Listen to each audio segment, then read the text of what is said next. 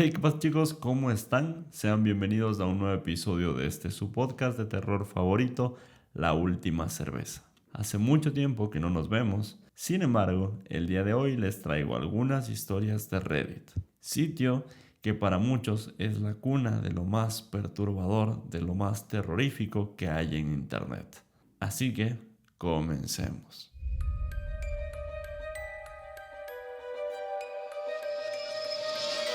La primera historia de la noche se titula así: Nunca lo llamen a medianoche.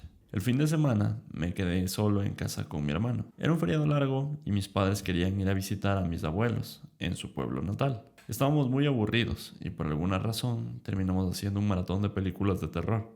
Ya bien sugestionados, a las 11:30 de la noche aproximadamente, decidimos ir a dormir. Hasta este punto, sabía que después de pasar viendo toda la tarde películas de fantasmas y posesiones, iba a ser normal escuchar un par de cosas durante la noche. Lo que no me esperaba era el cambio de temperatura radical que hubo en la casa. Todo se enfrió de repente.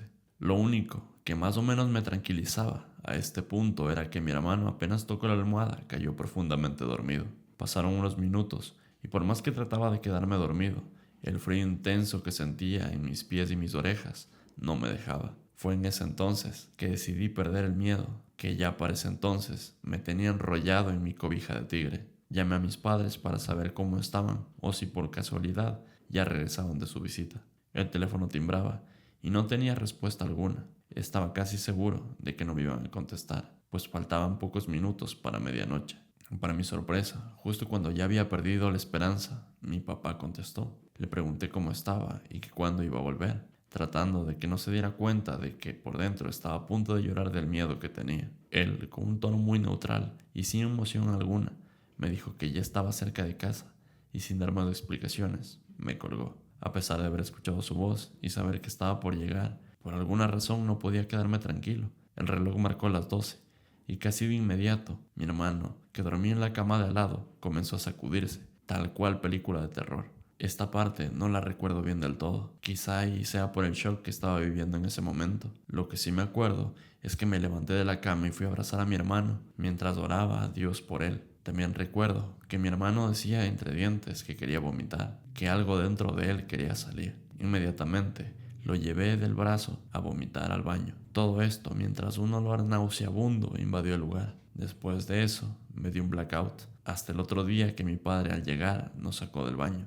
Él dice que ambos olíamos muy mal y que teníamos espuma en la boca, como si hubiéramos tomado hasta el punto de intoxicarnos, lo cual tratamos de desmentirlo. Lo malo es que mi hermano no recordaba nada de aquel día. Terminé castigado y llegó un punto donde hasta yo dudaba de lo que realmente había pasado aquel día. Sin embargo, al pasar los días, mi hermano poco a poco comenzó a recordar algunas cosas, como mi voz mientras hacía la llamada con mi padre, y cómo al terminar la llamada, él vio como una sombra parecida a mi padre se sentaba al filo de su cama, lo cual se nos hizo aún más perturbador, pues mi padre asegura que él nunca habló conmigo y que la sombra que mi hermano vio no pudo haber sido él, pues cuando él llegó al día siguiente nos encontró tirados inconscientes en el baño. Entonces, ¿a quién llamé? ¿Quién fue el que me contestó? ¿Qué fue lo que mi hermano vio al filo de su cama? Esta anécdota solo nos deja la lección de nunca llamarlo a medianoche. Esta historia creo que se relaciona mucho con lo que es el Hatman. Cuando la vi en Reddit, eso fue lo primero que se me vino a la mente. Recordemos que el Hatman es un ente que particularmente no es como tal agresivo, simplemente la gente comúnmente lo ve al filo de su cama.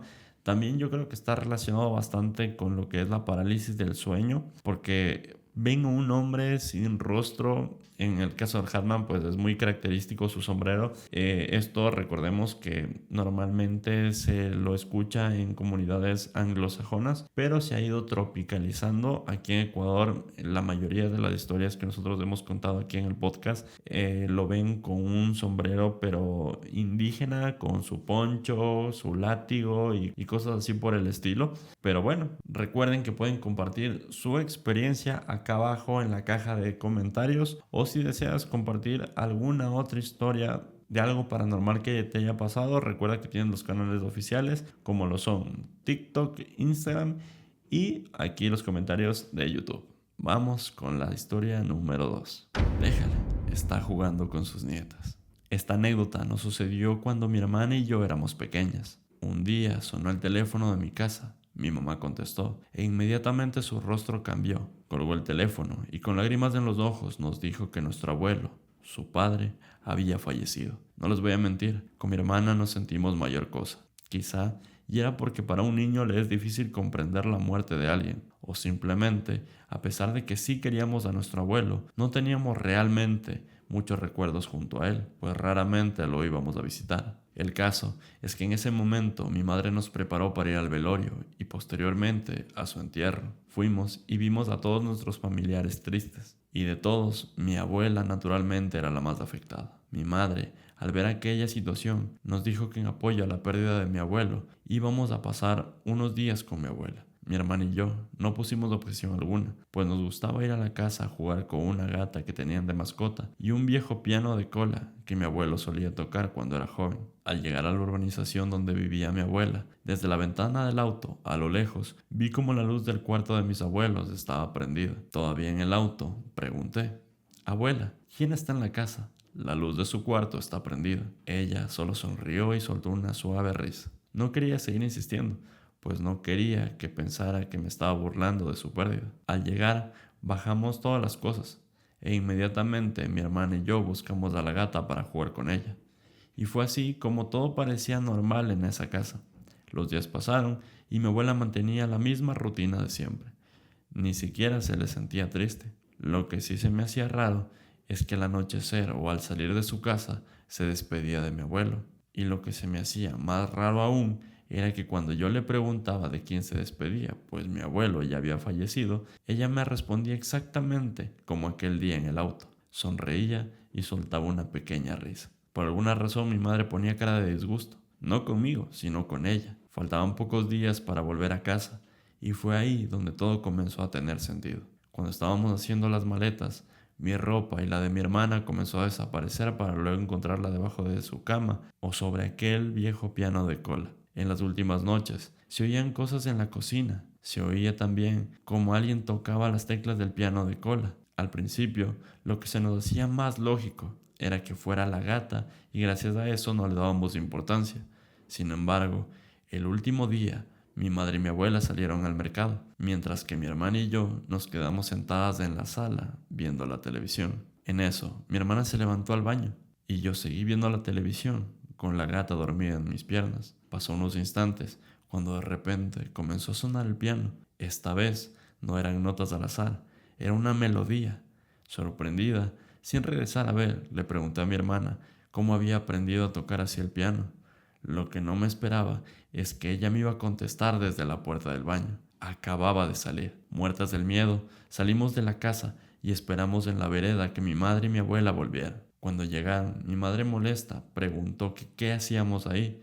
Nosotras le respondimos lo que había pasado. Y ella, aún más molesta, le dijo a nuestra abuela que bote ese hueso, a lo que ella respondió con una sonrisa: «Déjale, está jugando con sus nietas». Acto seguido, salimos de esa casa y en el camino mi madre nos explicó que mi abuela había guardado el hueso de mi abuelo para que le haga compañía y le cuide la casa. Pero a pesar de que esta sea una tradición de ya varias familias, eso no hace nada más que abrir la puerta a otras entidades. Ahora, ya adulta, me sigo preguntando, ¿realmente sería mi abuelo el que tocaba el piano aquella ocasión? Esta historia es bastante interesante. Recuerdo que uno de los episodios del podcast, precisamente el que grabamos en La Paca Restaurante, pues si desean, pues aquí les voy a dejar el acceso para que vayan a ver el episodio completo, pero si no, aquí les va un resumen. Mau, que fue la persona que nos contó esta historia, decía que los huesos absorbían la esencia de la persona. En el caso precisamente de esta anécdota se trataba de unos huesos bailarines. Decía que cuando la casa se desocupaba o la gente salía de viaje, los vecinos podían oír como dentro de la casa que estaba vacía, se oía como si alguien estuviera haciendo fiesta, como si alguien estuviera bailando. Cuando llamaban a los dueños de casa, estos decían: «Tranquilos, simplemente tengo huesitos bailarines», como broma o algo así.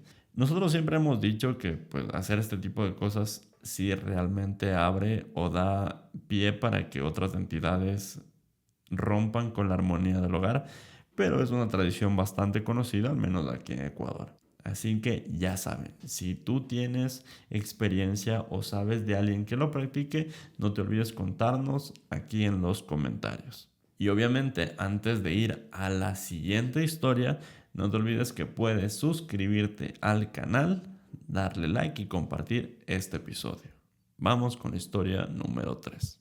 Esta historia me pasó cuando tenía 9 años. Mis padres estaban pasando por problemas en su relación, así que decidieron divorciarse. Y lejos de ser el problema más grande, tomaron la situación con mucha madurez, al menos con respecto a mí. Entre semana pasaba con mi mamá y el fin de semana con mi padre. Fue así como pasé por lo menos 6 meses antes de la peor noche de mi vida. La relación con mi madre era buena, mantenía una rutina común de madre e hija, pero con mi papá era algo diferente. Desde que se separó de mi mamá, cambiaba constantemente de casa. Y cuando me quedaba con él, siempre se aseguraba de que yo me quedara profundamente dormida para irse a su cuarto, cosa que cuando vivíamos juntos no pasaba. No se me hacía del todo normal, pero tampoco me disgustaba, hasta que una noche me desperté de repente. Desde mi cama comencé a oír como alguien silbaba, y quizá para muchos esto no tenga importancia, pero en mi familia hay una creencia de que si oyes un silbido muy agudo en la noche, quiere decir que se trata del diablo. Si lo oyes cerca,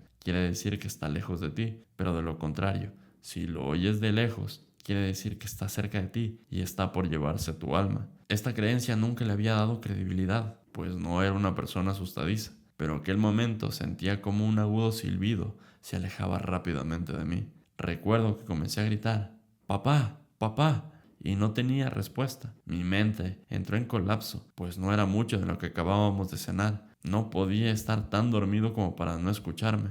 Me quedé muerto del miedo en la cama, hasta que el silbido se perdió en la lejanía. Rogaba que todo haya sido una mala jugada de mi cabeza, pero no fue el caso. De repente, sentí como alguien respiraba en mi oreja izquierda. Fue ahí donde salí corriendo automáticamente.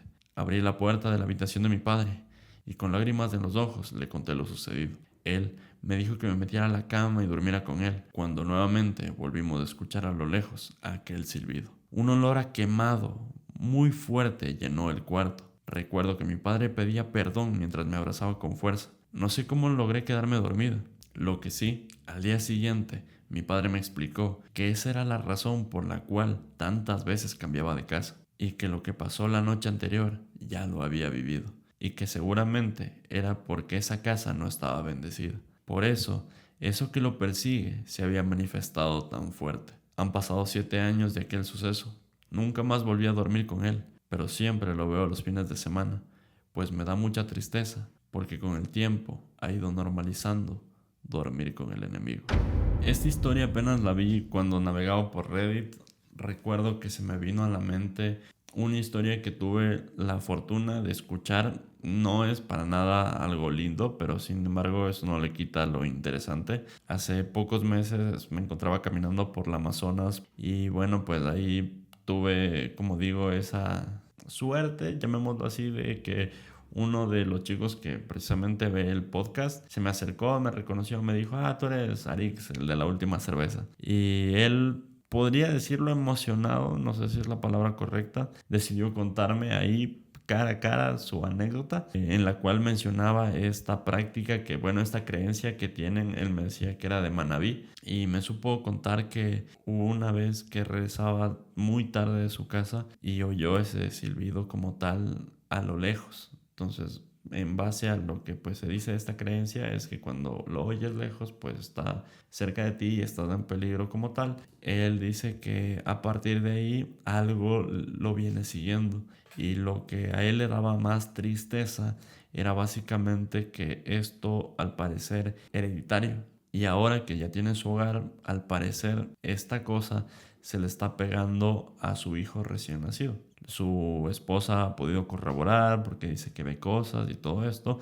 Y pues es algo bastante heavy, bastante interesante, porque cuando estamos hablando de una especie de maldición, con Wauki en los episodios anteriores hablábamos de algo que él lo llama cadenas, que básicamente es algo que no es culpa tuya, simplemente que arrastras de manera hereditaria de generaciones anteriores. Así que Es un caso digno de análisis y nada, con esto cerramos ya el episodio del día de hoy. Espero que les haya gustado un montón. Espero que les guste este nuevo formato en solitario. No ha pasado nada pues como tal en el equipo de la última cerveza. Simplemente pues hay proyectos que demandan el tiempo de la otra persona y es totalmente entendible. Recuerden que pueden suscribirse a este canal, enviar cualquier tipo de anécdota paranormal o lo que ustedes deseen a nuestros canales oficiales Instagram, TikTok o aquí mismo en YouTube. Nos vemos la próxima semana en un nuevo episodio. Cuídense mucho y esto fue La Última Cerveza, que esperemos que no sea la última. Adiós.